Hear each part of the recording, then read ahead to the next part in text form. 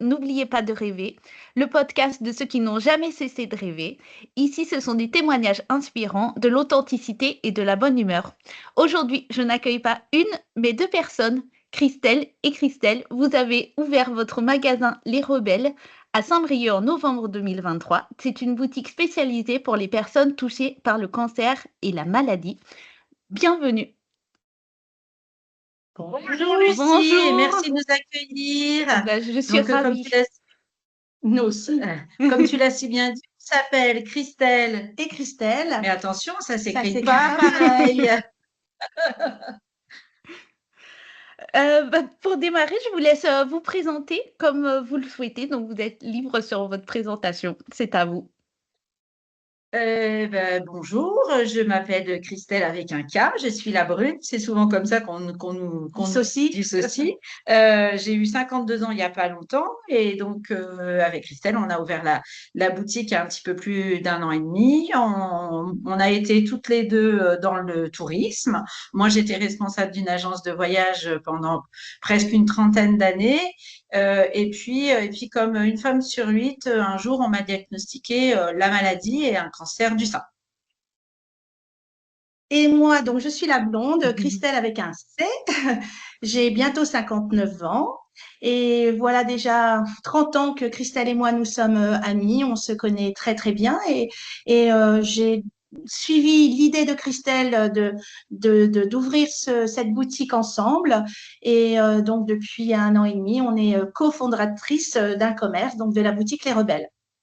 Et moi-même, j'ai aussi travaillé plus de 30 ans dans le tourisme. C'est d'ailleurs comme ça qu'on s'est connus. Donc, ce qui vous lie, c'est le tourisme et votre passion des voyages.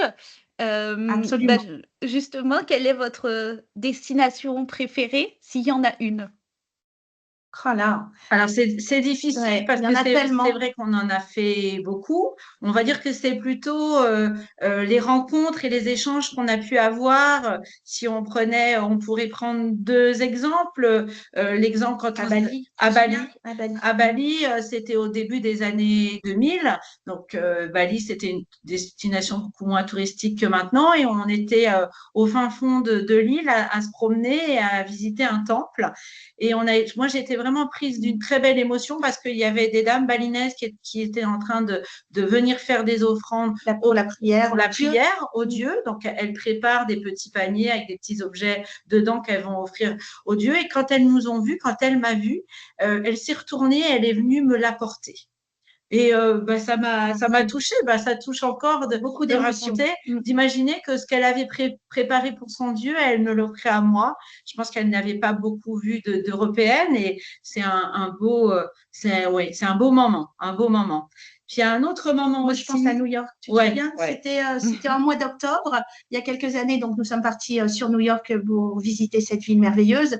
Et au hasard d'une rue sur Harlem, il y avait une dame avec un stand pour Octobre Rose, le ruban rose et plein de petits objets, bien sûr, liés au cancer du sein. Et ça nous a parlé puisqu'on était déjà dans cette idée de création de notre boutique et on a rencontré cette dame. C'était vraiment un grand moment aussi d'échange à New York. Et moi, ça m'avait surpris parce que c'était juste après la maladie, juste après les traitements. La maman de Christelle a eu un cancer du sein aussi au début des années 2000. Et on fait régulièrement en fait des marches Octobre Rose un petit peu partout. Moi, j'en ai fait avec ma maman aussi en région parisienne et en Haute-Savoie pendant les vacances. Et là, c'était la première fois qu'on se retrouvait à Octobre Rose, mais pas en France. J'étais un peu déçue de ne pas participer à quelque chose et de rencontrer, comme tu disais, à l'angle d'une rue, d'une dame qui avait un stand Octobre Rose. On était toutes contentes, toutes émues. Alors, on avait du mal un peu à le changer parce que c'est un peu trop technique à un moment, ces manifestations-là, mais on était contentes et on a une belle photo. On a posé tout en rose vêtu, c'était chouette. Qu'est-ce que vous gardez de vos anciens métiers qui vous suivent toujours aujourd'hui, des compétences ou des choses qui vous animent toujours? Alors, moi, c'est surtout la relation humaine, la relation clientèle. la rencontre avec toutes ces personnes, les échanges et aussi l'ancien métier que nous avons fait puisqu'on était dans le commerce commercial toutes les deux, c'est vraiment de savoir identifier les besoins du client et l'accompagner à choisir, à sélectionner l'article pour lequel il est venu à la boutique. Donc, c'est vraiment l'échange, le questionnement, question-réponse avec les clients et de trouver la solution à leurs besoins. Top. Alors, Oui, Christelle, pardon. je dirais à peu près la même chose. C'est vrai que Christelle était vraiment plus dans le commercial et moi, j'avais déjà un commerce, j'avais une boutique, une agence de voyage. Donc, c'est vrai que c'était déjà cette habitude de gestion d'un point de vente, la partie vraiment technique, commerciale, marketing. Mais comme disait Christelle, ce qui est important pour nous et ce qu'on aime, c'est vraiment la rencontre avec l'autre, l'échange et chaque jour est différent. On reçoit les personnes et chacun a un parcours différent. C'est tout de suite cette habitude d'être à l'écoute, de pouvoir être présente, de pouvoir identifier ce dont ils ont besoin, qu'est-ce qu'on va pouvoir leur apporter, qu'est-ce que ça va leur apporter. C'est vraiment ça, vraiment, ce plus-là.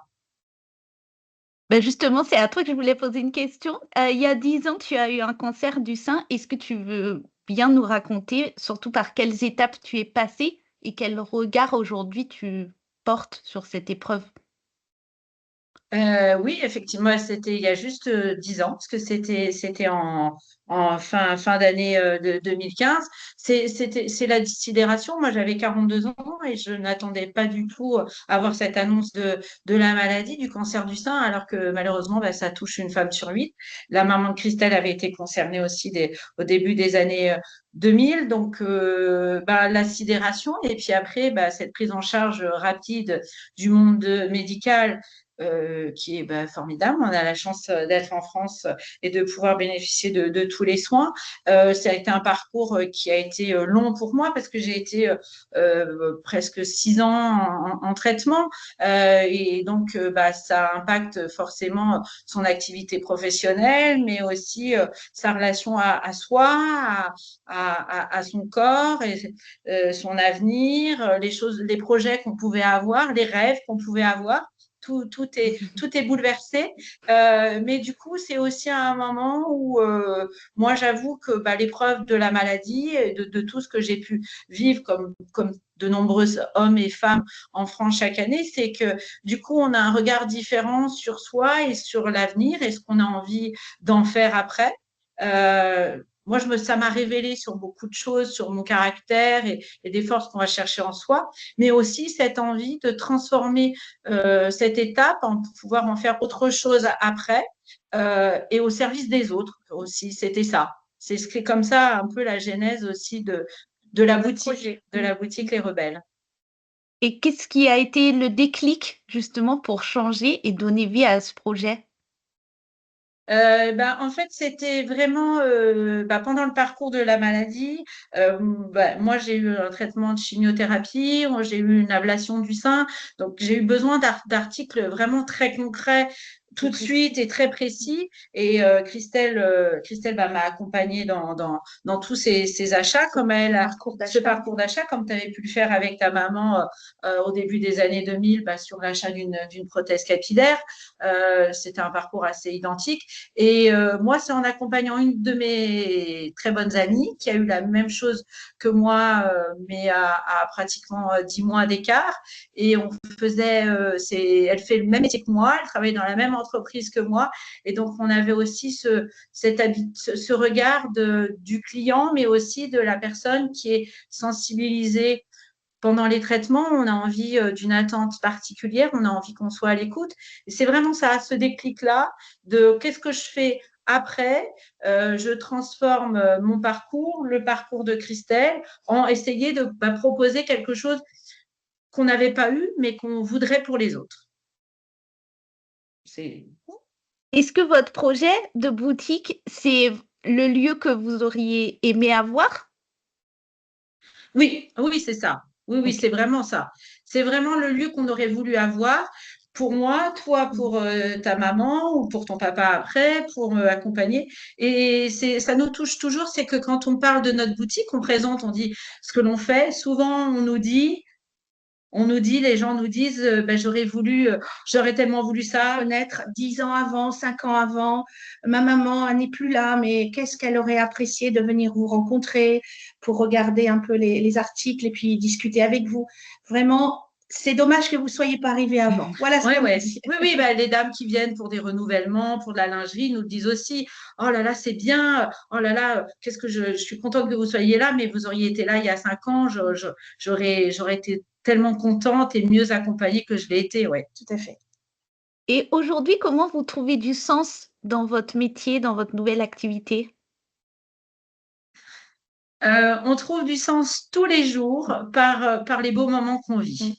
Et vraiment, c'est des très beaux moments de vie. Oui. C'est des beaux moments de vie et des beaux échanges Avec les personnes. avec les personnes qu'on reçoit, aussi bien les personnes qui viennent, qui sont touchées, que les accompagnants. Je pense que Christelle, tu peux raconter des anecdotes. Oui, une très belle anecdote. C'était une dame, une mamie, qui était venue avec sa petite famille, ses grandes filles, ses petits-enfants, pour une prothèse capillaire, pour essayer une jolie perruque et la montrer devant cette famille. Et il y avait même un bébé, un nourrisson dans un landau. Donc, toute la famille, nous étions dans le salon pour les essayages et ça a discuté, ça a rigolé. C'était vraiment un moment merveilleux et la mamie était heureuse de voir sa famille et surtout lorsqu'elle a mis cette jolie prothèse capillaire qui lui allait tellement bien, tout le monde a dit oh, mamie c'est toi, maman c'est toi, c'est celle-là, prends-la, c'est celle-là.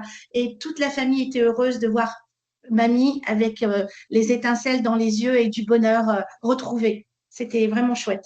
C'est vraiment ça. C'est vraiment, on a plein de petits exemples à chaque fois, mais c'est de voir que quand les gens viennent nous voir pour un article qu'ils ont bien identifié, ça leur apporte tellement plus. Et on le voit, c'est perceptible tout de suite. C'est vraiment cette estime de soi, cette confiance en soi. Quand on a l'impression, quand on passe la porte et quand on ressort, on a le super pouvoir d'être rebelle. Donc, voilà, dans ce sens-là, et chacun peut le dire comme il veut, parce qu'on a une clientèle aussi masculine. Hein, on va de 4 à 90 ans à la boutique en termes de clientèle. Et c'est vraiment, oui, de voir, et puis ce que les gens nous disent, oh là là, un soutien-gorge m'a changé la vie. On a des gens qui sont porteurs de stomie, qui refont du vélo, qui refont de la danse bretonne, des jeunes femmes qui s'habillent avec des robes plus près du corps. Enfin, c'est tous les jours ça. C'est un bonheur retrouvé. Oui, c'est les yeux qui pétillent, le regard qui change. Et on se dit, on est ravis et tellement heureuse de participer à cela et on se dit qu'on est à notre place.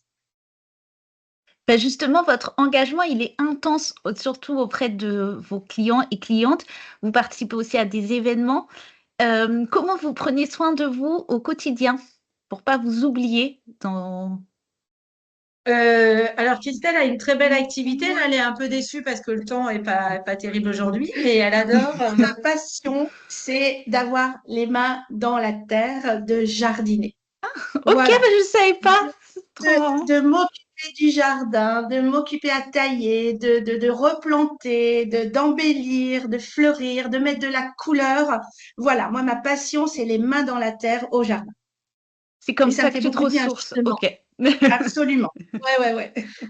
Moi, je dirais que c'est déjà c'est d'être présente maintenant. Moi, je suis ravie d'être venue en Bretagne parce que j'ai retrouvé ma famille. Donc, je suis vraiment près de toute ma famille, mes parents, mes nièces, mon grand-oncle et ma grand-tante. Donc, c'est vraiment cette ressource où être près de sa famille. Et puis, j'adore aussi autre chose, c'est que tous les jours, je mets de la musique et tous les matins, je danse avant de partir. Donc voilà, moi, c'est mon petit kiff au quotidien, c'est de danser. Pas chanter parce que c'est terrible. Justement, j'ai une question pour toi. On parle souvent du deuil de l'insouciance quand on vit des épreuves comme la tienne. Est-ce que toi, tu l'as vécu ? Non, moi je dirais qu'au contraire, c'est l'inverse. Oui. C'est vraiment l'inverse. Ah oui, oui, Ah oui. oui. Ouais. Comme une libération de vivre. Vivre à 300%, à 1000%, c'est une énergie incroyable et ce goût de la joie, de donner de la joie, de faire rire, de danser, de chanter faux, mais de chanter de temps en temps. Mais voilà, ça, c'est la Christelle de, comment tu dis, 2.0, 2.0. c'est la nouvelle version de moi-même, Voilà. c'est 2.0. Oui, et puis de se dire aussi que tout est possible. C'est vraiment ça, c'est que du coup, les épreuves de la maladie font que on est aussi dans le dur et que il y a un moment où on a tapé le fond de la piscine, hein, il faut le dire, quelle que soit la maladie que l'on a, c'est un parcours et que c'est une épreuve et que forcément on vit des moments difficiles, mais en même temps, c'est du coup de se dire que on a vécu des moments difficiles, mais qu'après, il y a une joie, il y a une possibilité de pouvoir aller. Moi, je me dis, tout est possible dans le positif, quoi, de se lancer dans une nouvelle aventure, de passer du salariat à l'entrepreneuriat, de créer son entreprise, de pouvoir vivre des expériences magnifiques. Ouais, ouais, c'est ça. C'est vraiment cette légèreté, du coup, ouais, tout est possible. Oui, oui, j'ai peur de rien. On s'est rencontrés en 2023 par le réseau Femmes de Bretagne et votre boutique n'était pas encore ouverte et vous avez tenu bon et vous avez persévéré pour l'ouvrir. Ma question, c'est comment vous avez tenu? Parce qu'il y a eu des hauts et des bas dans votre aventure. Bien sûr, c'est vrai, quoique on a toujours gardé le cap, l'objectif, l'ouverture, on a pris le temps et surtout c'est que nous avons été accompagnés, on n'était pas seuls dans la nature pour en effet quitter le monde du salariat à passer à chef d'entreprise, il faut apprendre à gérer, à devenir chef d'entreprise. Donc on a eu cette chance d'être extrêmement bien accompagnés dans ce parcours pour créer le business plan. Et puis après, tout s'est enchaîné, mais étape par étape, fallait pas en brûler une trop vite. On a avancé step by step. Oui, c'est vraiment ça. C'est vraiment ce qui a fait vraiment. Déjà, d'abord, on est deux. C'est vrai que c'est déjà une grande force aussi, hein, Ouais. d'être deux, parce qu'on est complémentaires. On est complémentaires et on se soutient et on se porte. C'est important aussi. Mais comme disait Christelle, c'est vraiment d'avoir été accompagnée par toutes les structures d'accompagnement de la création d'entreprise. Nous, on est basé sur Saint-Brieuc, donc le bassin briochin est quand même bien structuré sur l'accompagnement. Donc, c'est vraiment ça aussi qui nous a beaucoup aidé, porté, il nous a mis en réseau et en relation avec des formidables femmes comme toi, par exemple. Eh oui. Et en 2024, vous avez été primée au concours 101 femmes entrepreneurs. En quoi consistait ce prix? Alors, ce prix, c'est mis en place en fait par le ministère de l'égalité hommes-femmes, puisque c'était en présence d'Aurore Berger et puis aussi sous le patronage du Premier ministre. C'était la mise en lumière de l'entrepreneuriat féminin. Il y a beaucoup, il y a très peu de femmes qui ont un rôle modèle comme ça dans l'entrepreneuriat féminin. Donc, c'était la première année qu'il y avait ce concours. Et donc, c'est vraiment la mise en valeur de parcours de femmes différentes, puisque 101, ça représente les 101 départements français. Donc, c'était nominatif. Donc, c'est moi qui ai candidaté et donc, c'est moi qui ai été lauréate pour les Côtes d'Armor et j'ai eu aussi la grande surprise 2 jours avant d'apprendre que j'étais coup de cœur de la région Bretagne. Donc c'était une mise en lumière de toutes ces femmes partout en France qui entreprennent, quel que soit leur parcours, leur âge. Donc il y avait des jeunes femmes avec des projets dans la tech, comme on dit, comme des boulangères, des entrepreneurs de maisons en chanvre, de vitraux, enfin vraiment un parcours très différent. Et pour moi, c'était aussi une très belle symbolique, puisque Christelle et moi, on a plus 20 ans, ça se voit un petit peu. C'était aussi de mettre. Oui, c'est vrai, tu as raison, toi, tu as 22. C'était de mettre en lumière aussi que, quel que soit en fait son âge et son parcours de vie, on peut se lancer dans l'entrepreneuriat et puis de vivre une très belle aventure après. Et quel regard vous portez sur l'entrepreneuriat féminin? Et ben il n'y a pas assez il y a pas assez, il y a Reconnaissance. pas assez de représentation.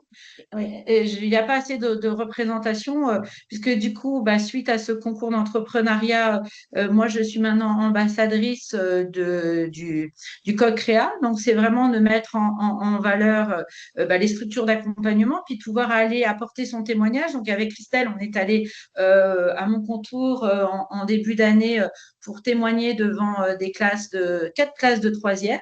Et puis, je suis allée après, au mois de mars, à la Chambre de commerce et d'industrie à Saint-Brieuc, et se rendre compte qu'au final, ben, ça parle pas trop À la jeunesse. à la jeunesse.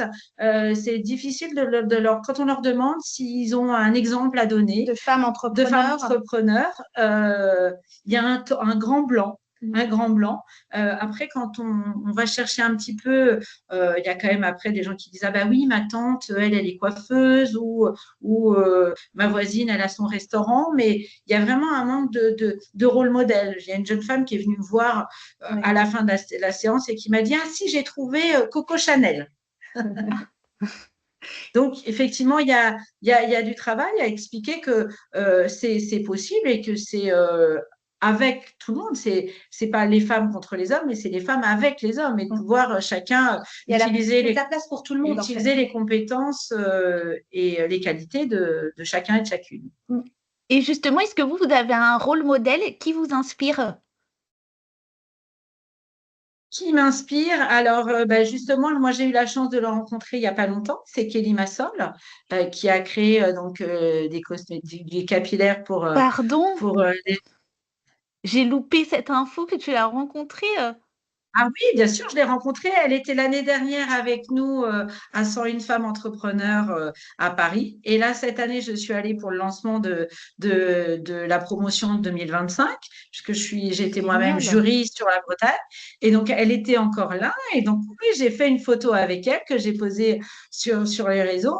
Et enfin, elle a un parcours de vie extraordinaire, et je ne connaissais que très peu la partie immergée de l'iceberg, puisque depuis, elle a sorti un livre Oui. et elle a témoigné sur France 2.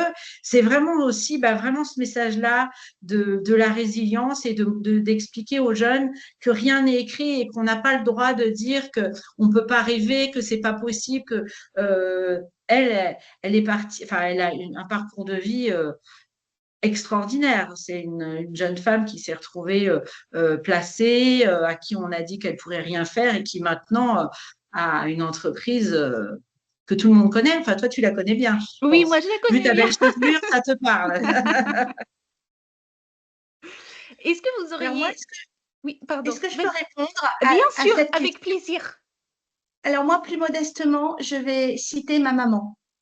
Ma maman, bon, elle a 82 ans aujourd'hui, mais ma mère et mon papa ont été commerçants tous les deux pendant de nombreuses années dans le deux roues. Et puis, bon, la vie fait que le divorce est arrivé, soit. Et ensuite, à presque 50 ans, ma mère a changé de vie et elle est devenue esthéticienne. Donc, elle est retournée à l'école faire des cours. Elle s'est lancée à ouvrir un institut de beauté à 49 ans, auquel elle a eu des succès, enfin vraiment un très bon fin de parcours de cette deuxième carrière, femme seule, et donc elle s'est relancée. Et pour moi, ma mère a toujours été un exemple. Quand j'étais petite dans le commerce, et après, quand elle est devenue esthéticienne, elle s'est faite toute seule dans cette deuxième carrière. Et voilà, mon modèle, moi, c'est ma maman. Et finalement, tu as fait à peu près la même chose. Je ferai la même chose. Tu as Ouais, quitté t'as quitté le salariat pour te lancer dans une autre exactement. Oui, oui, aventure. ça c'est vrai, j'avais pas pensé. Voilà. Et vous avez fait justement des formations, est-ce que tu parles par exemple, des formations de ta maman? Est-ce que vous aussi, vous êtes passé par l'étape formation? Oui, Oui, oui, oui. nous avons fait deux formations pour la délivrance de deux articles extrêmement importants pour notre boutique aujourd'hui. Une formation sur à la pharmacie, à la faculté de pharmacie de Paris, Paris-Saclay, pour la délivrance des prothèses mammaires externes. Donc, toutes les deux, nous avons le diplôme pour la délivrance de cet article. Et la même chose pour les prothèses capillaires. Nous sommes allés aussi en formation pour pouvoir proposer et délivrer des prothèses capillaires, les perruques pour les messieurs et les dames et les enfants. Parce qu'en fait, on a l'agrément de l'assurance maladie et on fait le tiers payant. Donc, c'était aussi important d'avoir ces diplômes et puis d'avoir aussi toute la formation qu'il peut y avoir en complément sur justement l'écoute et l'accompagnement bien spécifique que ces personnes peuvent avoir sur ces délivrances de produits. Ouais. Et aujourd'hui, après 1 an et demi d'ouverture, de la boutique, beh, où vous en êtes? Est-ce qu'il y a des projets encore, pour la suite? Euh, des projets d'être toujours au plus près des personnes. Donc, on est ravis d'avoir une permanence. Ça fait 1 an maintenant qu'on a une permanence à l'hôpital de Saint-Brieuc. Il y a la maison des associations et des usagers. C'est Christelle qui y va 1 fois par mois. Donc, ça nous permet d'être à chaque fois au plus proche des personnes et puis du personnel hospitalier aussi. Donc, c'est de pouvoir multiplier ces rencontres, que ce soit du coup à la boutique, mais de pouvoir être aussi au plus près et d'aller au plus près des personnes sur tout le département, et puis de pouvoir réfléchir à chaque fois sur des nouveaux articles qu'on pourrait avoir à la boutique pour pouvoir répondre au mieux aux personnes. Parce que c'est vrai qu'au départ, on était identifié vraiment sur le cancer, et on se rend compte au fur et à mesure que les gens viennent nous solliciter sur d'autres articles.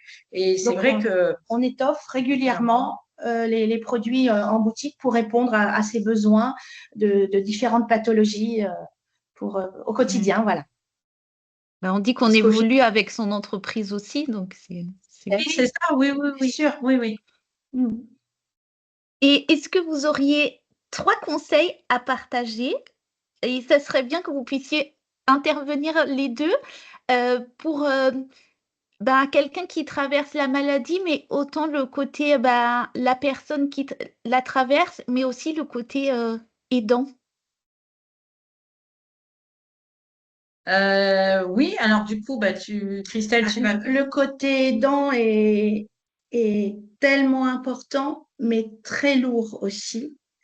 Donc, il est vrai que l'aidant, que ce soit un mari, une amie, une fille, peu importe, mais d'être au quotidien, positiver aussi les choses lorsque c'est possible, accompagner la personne, ne pas la laisser aller à tous ses rendez-vous. Il est important d'être à côté parce qu'on entend des choses de la part des médecins, des oncologues ou des chirurgiens. On entend et on retient plus avec 4 oreilles que la personne seule. Il y a tellement d'informations qui sont annoncées lors des rendez-vous médicaux. Donc, l'aidant a ce rôle-là de soutenir.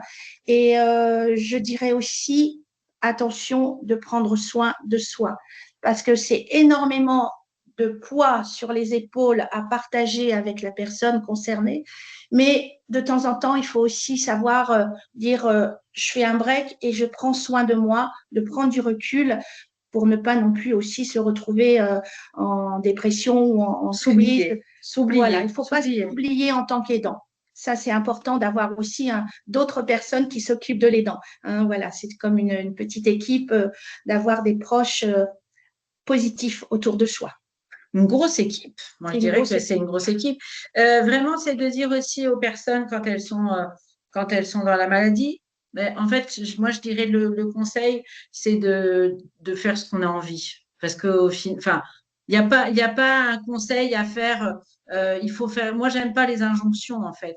Donc, c'est que vraiment la personne, il n'y a pas de bonnes choses, de mauvaises choses. Chacun va lui donner son vécu et son parcours. On a tous un parcours différent.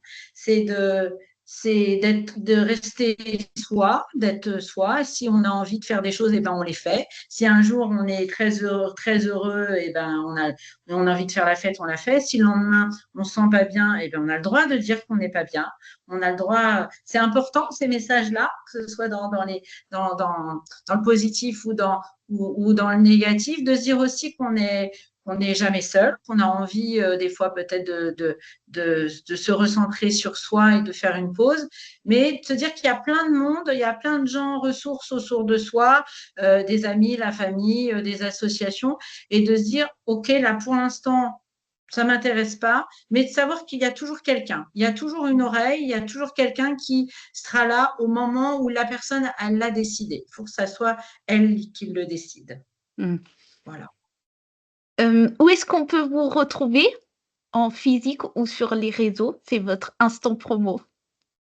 Alors, on peut nous retrouver du mardi au samedi à la boutique.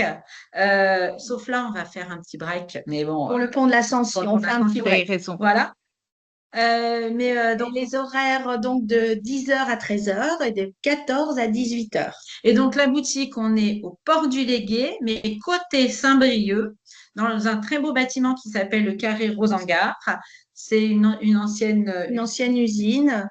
Juste en dessous du pont de la Nationale 12, un très beau bâtiment de pierre. Donc, nous sommes à l'intérieur, dans la galerie.